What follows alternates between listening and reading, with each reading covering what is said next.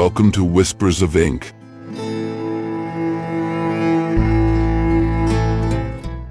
I'm Machado de Assis, and now, I will read one of my stories. Let's start with the book The Most Serene Republic, which is part of my novels collection.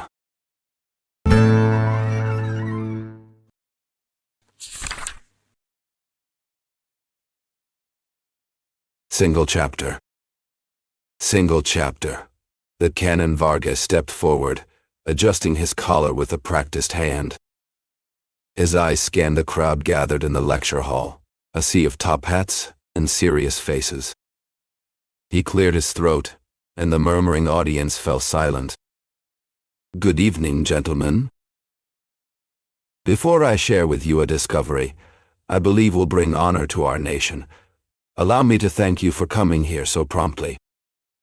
I know you are drawn by a higher interest in science, but let me also believe, and it would be unkind not to, that a touch of personal regard brought you here as well. I can only hope my words will match the warmth of your presence. This discovery of mine is not new. It dates back to the end of 1876 at the time. I chose not to make it public, and I still would not have. Were it not for a Globo, that lively newspaper of our city, which recently decided to bring it to light. The reason I kept it quiet is one I trust you will understand quickly. My work still needed final touches, further tests, and confirmation. But then O Globo reported that an English scholar had discovered the phonic language of insects, citing studies done with flies. I immediately wrote to Europe, and now wait impatiently for a reply. But let me explain why I now stand before you. You see, through air travel, a creation of Father Bartholomew's name of a foreigner has become famous, while our own countryman's name is barely remembered by his own people. I could not allow the same fate to befall our great flying man. And so, I come here today to declare, for all to hear, that long before this Englishman, and far from the British Isles, a humble naturalist of ours made the very same discovery and did something even greater with it. Gentlemen, prepare to be amazed. I imagine even Aristotle would have been astonished if I had asked him, "Do you believe it possible to give spiders a social order?" Aristotle would have said numero, as you all would, I suspect. After all, who could believe that such a shy, solitary creature suited only to work and barely to love could ever be organized into society? And yet, that impossibility I have achieved. A quiet laugh rippled through the hall, barely masking the rising curiosity in the room. "Gentlemen," the canon continued, "we must overcome our prejudices. The spider may seem beneath you, but only because you don't truly know her. You love the dog, respect the cat and the chicken, yet you fail to notice that the spider doesn't jump or bark like a dog, doesn't meow like a cat, doesn't cluck like a chicken, doesn't buzz or bite like a mosquito, and doesn't steal your blood or sleep like a flea. All these creatures are perfect examples of laziness and parasitism. Even the ant, praised for its good qualities, gets into our sugar and crops, building its own wealth by stealing from others. But the spider, my friends, harms no one and deceives no one. She catches flies our enemy spins thread, weaves her web, works hard, and dies quietly. Can you find a better example of patience, order, foresight, respect, and humanity? As for her talents, there's no debate. From Pliny to Darwin, naturalists around the world sing in unison about this tiny creature, whose amazing web your careless servant destroys in less than a minute with an unaware sweep of the broom. I could repeat those praises now, if I had more time. But the subject is too vast, and I must shorten my words. I have all those thoughts here well, almost all especially this excellent monograph by Buchner, who studied the inner lives of animals with great sensitivity. Mentioning Darwin and Buchner, of course, means him paying tribute to two top scientists. Without even slightly agreeing with my clothes clearly showing it are the baseless and mistaken ideas of materialism. Yes, gentlemen, I discovered a species of spider capable of speech. I collected a few at first, then many more of these new arthropods, and organized them into a kind of society. The first specimen of this wonderful spider appeared to me on December 15th, 1876. It was so large, so colorful, its back red with blue stripes across, so fast in movement, and sometimes so cheerful that it completely captured my attention. The next morning, 3 more arrived, and together, the 4 of them claimed a quiet corner of my farm.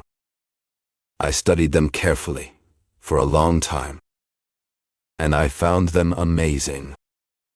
But nothing, absolutely nothing, could compare to the shock I felt when I discovered the language of the spiders, a full language. Ladies and gentlemen, yes, a complete and rich language, with its own syntax, verbs, conjugations, declinations, Latin cases, and even onomatopoeic forms. A language I am now organizing into grammar rules, first for myself and later for the academies. And let me tell you, I did this by overcoming very hard difficulties with extraordinary patience. 20 times I nearly gave up. But my love for science gave me strength to keep going, and now I can say this: no man would ever do such work twice in his life. I will save the technical description of my spider and the full analysis of its language for another moment. The purpose of this lecture, as I said before, is to defend the rights of Brazilian science through an early protest. And once that is done, I want to explain why I believe my work is better than that of the English scholar. I must prove it, and now I ask for your attention. Within 1 month, I had 20 spiders with me. The next month, 55. By March 1877, I had 490. 2 things helped me most in bringing them together. First, speaking their language, once I began to understand it, and second, the fear I created in them. My height, my long robes, and the use of their own language made them believe I was the god Spider-san. From that day on, they worshipped me. See how useful this illusion became. Because I followed them so closely, writing down all my observations in a book, they thought the book was a record of their sins. This made them even more eager to behave well. Music also played a big role. As you may know, or should know, spiders are crazy about music. I knew that bringing them together wasn't enough. They needed a strong and fitting government. At first, I hesitated about which system to choose. Many of the current models seemed good, some even great, but they all had one big problem: they already existed. Let me explain. A living government would immediately be compared to others, and those comparisons might make it look smaller or less impressive. So I had 2 options: invent a new system, or bring back an old one that had been forgotten. Naturally, I went with the second idea. And nothing seemed better suited for this than a republic modeled after Venice's same structure, same proud name. It was outdated, very different from any modern government, and that was exactly what I wanted. It also had the advantage of being complex in design, which would test the political skills of this young society. But there was another reason behind my choice. In ancient Venice, one of their election methods involved a bag and some balls. Noble families placed balls with their sons' names into the bag, and each year a certain number were drawn. Those chosen became eligible for public office. This method might sound funny to experts on voting systems, but not to me. It avoided wild passions, the chaos of incompetence, the corrupt meetings of greed and desire. But that wasn't the only reason I liked it. Considering how skilled this people are at weaving their own webs of power, the electoral bag system felt like something they could easily adopt almost as if it were native to them. The proposal was accepted. Most Serene Republic sounded magnificent, rich, and full of energy. It gave the whole project a sense of grandeur. Gentlemen, I won't claim that this work reached perfection, nor do I expect it to happen soon. My people are real citizens of Campanella's dream, or the perfect beings imagined by Thomas More. They are a young nation, unable to leap in one bound to the heights of centuries-old civilizations. And time is no apprentice who lets someone else take his tools. Time will do more and better than paper theories ever could. Those ideas may shine on the page, but stumble when put into practice. What I can tell you is that, despite the uncertainties of the times, they moved forward with certain virtuousness I believe essential to the life of a nation. One of these, as I said before, was perseverance, a long and patient effort like Penelope's weaving, which I will now show you. Indeed, once they understood that elections were the foundation of public life, they began to handle them with great care. The making of the ballot bag became a national project. It was a bag 5 inches tall and 3 inches wide, woven from the finest threads, strong and thick. To create it, 10 leading ladies were chosen and given the title of Mothers of the Republic, along with other honors and privileges. A true masterpiece, I assure you. The electoral process itself was simple. Balls were marked with the names of candidates who met certain requirements, and these names were written by a public officer known as the registrar. On election day, the balls were placed into the bag and drawn out by another officer, called the extractor, until the number of elected officials was complete. What had started as a basic method in old Venice now served here for every government appointment. At first, everything went smoothly, but soon, one of the lawmakers claimed the vote had been flawed because 2 balls with the same candidate's name had been placed in the bag. The assembly checked the claim and confirmed it was true. They decided the bag, until then 3 inches wide, would now be only 2 inches across. By reducing the size of the bag, they limited space for fraud and, in effect, eliminated it. Yet in the very next election, a candidate's name did not appear on any ball, whether by mistake or on purpose, no one could say. The officer swore he didn't recall seeing the great man's name, but added nobly that it wasn't impossible the candidate had given it to him. In this case, it wasn't exclusion, it was forgetfulness. The assembly, faced with an unavoidable psychological phenomenon, distraction, could not punish the officer. But since the narrowness of the bag might lead to painful exclusions, they cancelled the old law and brought back the 3-inch limit. In the meantime, gentlemen, the first magistrate passed away. 3 citizens stepped forward as candidates for the position, though only 2 mattered, Heiseroth and Magog, leaders of the Straight Line Party and the Curved Line Party. Let me explain these names. Because these people are mostly mathematicians, geometry shapes their politics.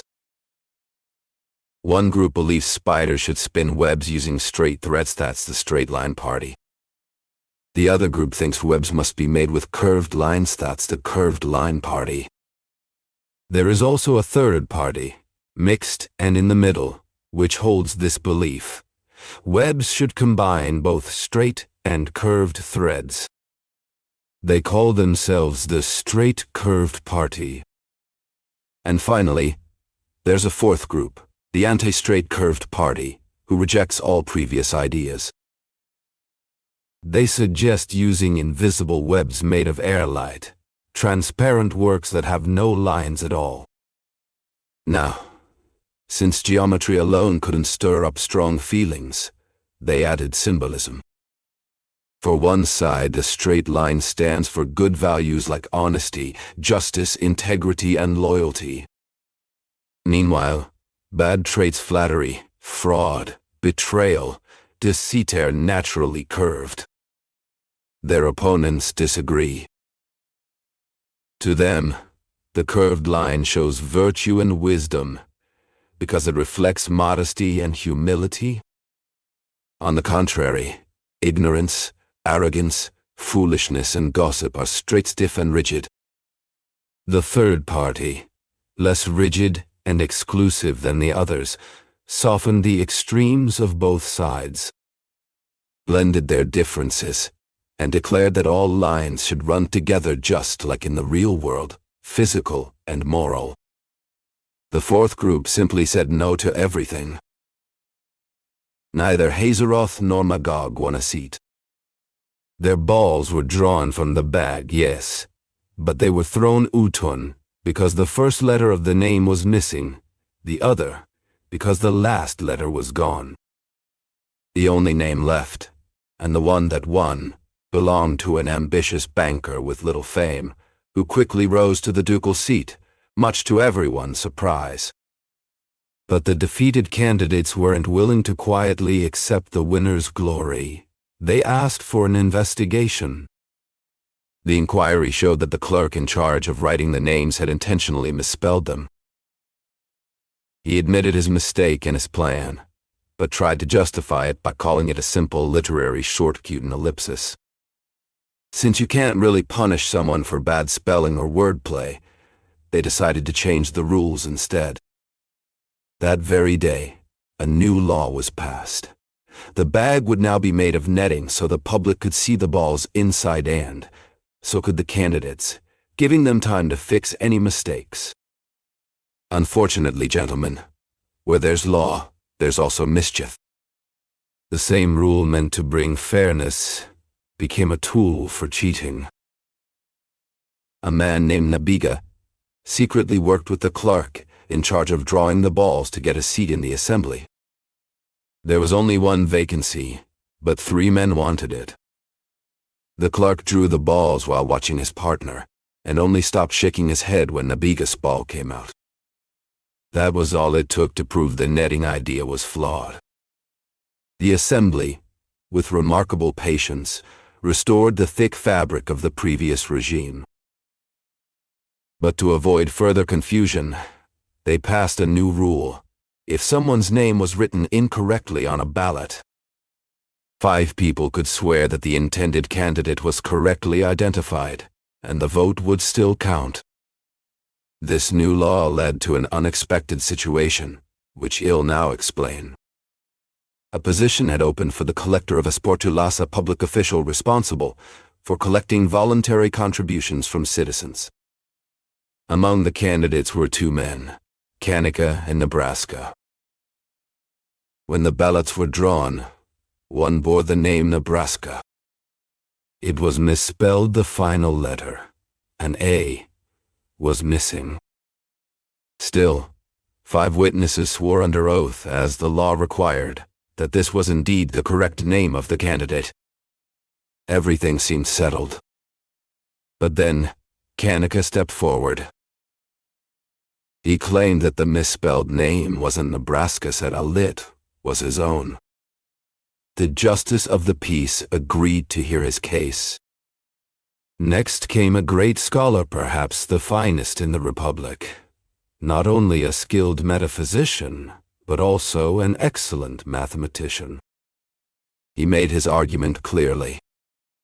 First, he began, You must understand that the missing final letter in Nebraska is no accident. Why was it left out? Not due to carelessness or haste, because only the last letter is missing, a simple A. Could it be lack of space? No. There is room for 2 or 3 more syllables. So the omission was deliberate. And what does that tell us? That the writer wanted to draw attention to the final letter written. The K alone and incomplete. It stands without meaning. Now, by a natural mental process which no law can erase, a letter appears in the mind in 2 forms, visual and sound. In this case, K and CA. So, the mistake in the spelling draws the I to the end of the word. And that causes the brain to immediately form the syllable CA. From this, we conclude that the real name intended was not Nebraska but Kaneka. The courtroom fell silent. The logic was difficult to ignore. What had seemed like a clear result now appeared far less certain. And so, the debate continued. The moment that's settled, the natural flow of thought is to read the whole name. You go back to the beginning, the syllable ne, from Nebraska. Then comes Kane. What's left is the middle part, bra, which easily turns into A, the final syllable of Kaneka. This change is as clear as anything in the world.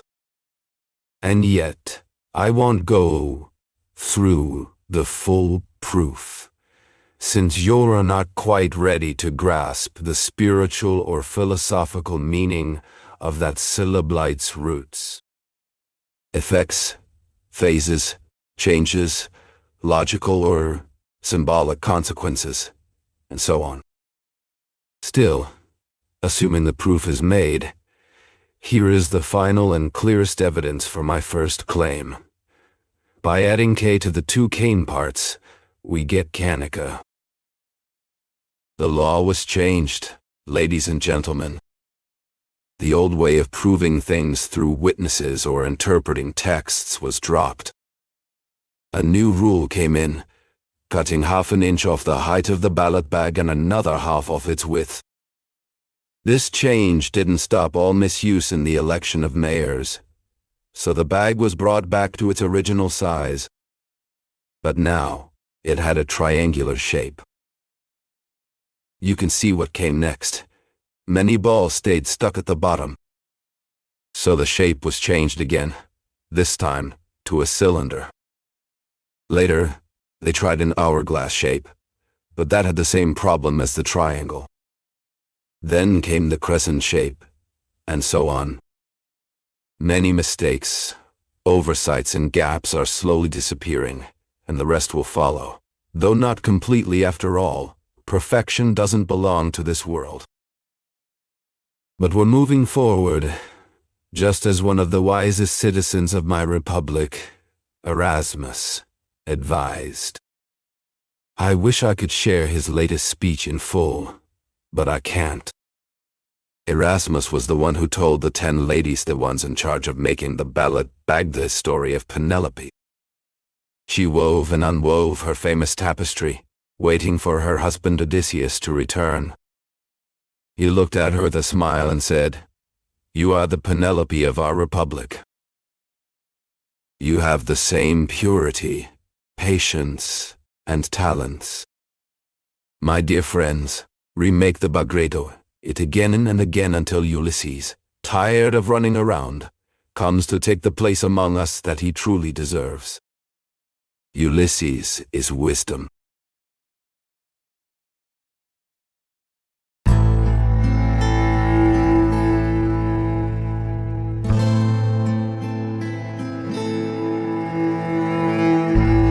Thank you for listening so far.